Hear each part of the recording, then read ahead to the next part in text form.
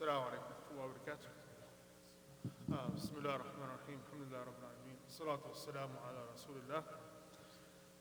أصبح الملك لله والحمد لله لا شريك له لا إله إلا هو وإليه النشور. أصبحنا على فطرة الإسلام وكلمة الإخلاص وعلى دين نبينا محمد صلى الله عليه وسلم وعلى ملة أبينا إبراهيم حنيفا وما كان من المشركين. اللهم إنا أصبحنا منك في نعمة وعافية وستر، فأتم علينا نعمتك وعافيتك وسترك في الدنيا والآخرة. اللهم ما أصبح بنا من نعمة أو بأحد من خلقك فمنك وحدك لا شريك لك فلك الحمد ولك الشكر. We praise Allah subhanahu wa ta'ala, and the peace and blessings be upon His Messenger Muhammad sallallahu alayhi wa alihi wa sallam. We have come to the morning, and the whole of the creation has come to the morning belonging to none other than Allah subhanahu wa ta'ala. He has no partners, He alone is to be worshipped. To Him is the final resurrection, subhanahu. We have come to the morning on the innate disposition of Islam and on the word of sincerity and on the religion of our Prophet Muhammad sallallahu alaihi wasallam and the tradition of our father Ibrahim alayhi salam, who was pure for Allah and he was not of those who ascribe partners to Him. So these are just a few of the adhkar of the morning, which I recommend for myself and for the brothers and the sisters to make it a regular practice. I think some of us may be aware of the adhkar of the sabah and masa. Maybe some of us used to do adhkar of sabah and masa and then stopped. But it's actually very important for our spiritual well-being, for our connection to Allah subhanahu wa ta'ala. فَسَبِّحْ بِحَمْدِ رَبِّكَ قَبْلَ طُلُوعِ الشَّمْسِ وَقَبْلَ الْغُرُوبِ. To engage in dhikr of Allah subhanahu wa ta'ala before the rising of the sun and before the setting of the sun. Many years ago, there was a sister, she was having a lot of stress in her life, a lot of difficulties. I gave her just a short, adhkar or wird that you say in the morning and evening. I say, even when you're driving to work, just say it. So she came back a couple weeks later and said, wow, it works. Like she was saying like it was magic or something. I said, it's not magic. This is ala bi dhikrillahi tatma'innu al-qulub. The dhikr of Allah subhanahu wa ta'ala brings peace and tranquility to the hearts, but we need to have this istimrar. In terms of the Khatera for this morning, the topic that was assigned was how to live the Quran. And the first way, first of all, is to have a relationship with the Quran, to have a companionship with the Quran. If the Quran is missing even just one day, for those people who like jogging, for example, if they're jogging every day, if they don't jog that one day, there's something that doesn't feel right. Something is off. Same way it should be with the Quran. If for some reason we didn't open the Quran that day and read or memorize or look at the meanings, we feel that something is not exactly there, something is off. And we have to prioritize and carve out time. That no matter what, if I pick this particular time of the day or night, I will do that. So I remember there was a brother, he just said, okay, I'm going to read 2 pages of Quran every night, no matter what. Even if I go out with my friends and come back late. And so he stuck to it, and this made a difference in his life and made a benefit. This is the Prophet ﷺ said, أَحَبُّ الْأَعْمَالِ إِلَى اللَّهِ أَدْوَمُهَا وَإِنْ قَلَّ. So don't say, okay, I'm going to get all the tafsir and read all this, and then get so excited, and then you do it for one day, and then after that it's too overwhelming. Instead, make bite-sized goals, just like we do for any aspect of life. Is that little bit over time, it adds up when it's done consistently. أَحَبُّ الْأَعْمَالِ إِلَى اللَّهِ أَدْوَمُهَا وَإِنْ قَلَّ. So that's the first thing. We have to make a serious relationship with the Quran by actually picking up, reading it. We shouldn't be like those. I'm not saying not to do this, but also I'm saying not to do this. Which is those who just pick up the Quran in Ramadan. So obviously it's good that at least, okay, in Ramadan there. But it shouldn't be exclusive to Ramadan that all of a sudden now I'm reading Quran I'm reviewing Quran. Even for the Huffaz, some of the Huffaz who are going to lead the Taraweeh, they're supposed to be reviewing every day, but sometimes it's like in Ramadan, okay, I'm going to spend all day reviewing so that at night I can recite. No, it should be a continuous, consistent journey. The second aspect, when people say how to live the Quran, they might think, oh, how do I apply the ahkam of the Quran? Which is a very advanced stage which requires a societal transformation over time. But what we can get immediately from the Quran is from the stories of the Quran. This is done deliberately, that Allah puts a lot of stories in the Quran so we can internalize them and manifest the positive characteristics which are highlighted in those stories and stay away from the negative characteristics.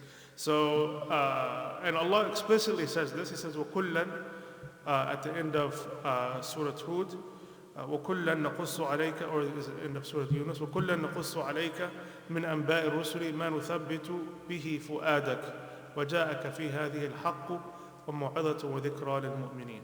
So Allah subhanahu wa ta'ala said, we are telling you these stories of the previous prophets, to you, Prophet Muhammad sallallahu alaihi wasallam, who is the strongest, firm-willed.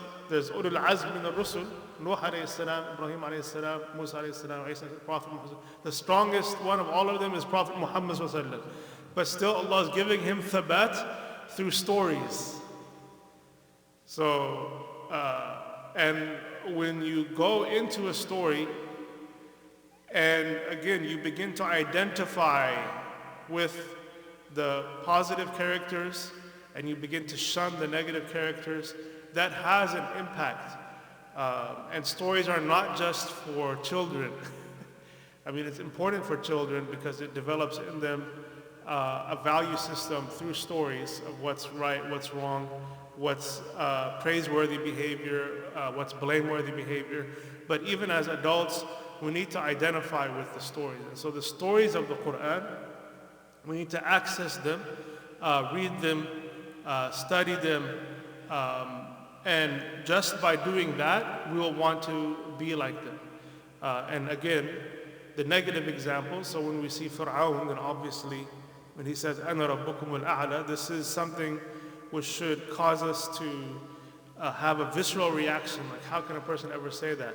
But then I think to myself, am I being a Fir'aun in my own house? Am I being a Fir'aun in my own way of dealing with people? So then if I am, then I reform myself through the Quran to eventually be as close as we can to what Sayyidah Aisha radhiyallahu anha said, كَانَ خُلُقُهُ الْقُرْآنِ. His character was the Quran. He was the walking Quran. The third thing I'll recommend is studying the Quran in groups. Don't try to do it by yourself. I mean, some people enjoy being by themselves reading, but it really gives a different barakah, and we said the hadith at the beginning yesterday. Like every masjid and potentially every home should have a halaqah of Quran, even if it's not that long, where each person takes a turn to read. Sometimes people are shy, especially when there's people who are reading very advanced levels and a person is barely starting. It's okay. Take a few ayat, discuss it amongst yourselves. It really changes the day.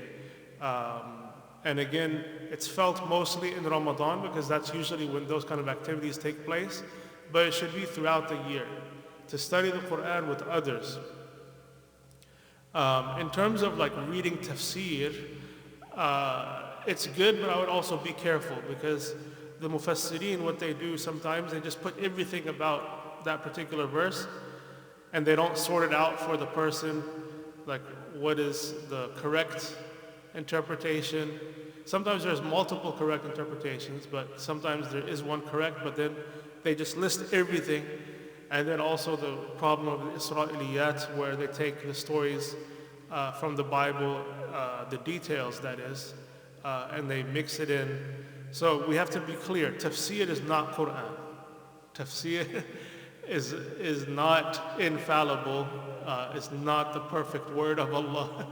I have to say this clearly because people have come up to me arguing. He says, no, it's in the Quran. I'm like, show me where it's in the Quran.